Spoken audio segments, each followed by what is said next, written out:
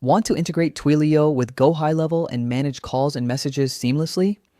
Let's walk through the 2025 setup. First, create a Twilio account and locate your project SID and AUTHTOKEN in the console dashboard.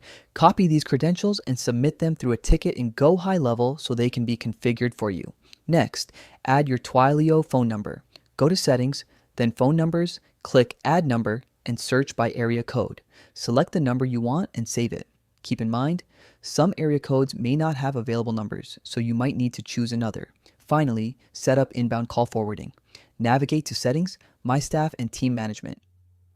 Edit the user, scroll to call and voicemail settings, and select your Twilio number from the dropdown. Make sure your call timeout is set appropriately. Less than 60 seconds for normal calls or less than 20 seconds if voicemail is active.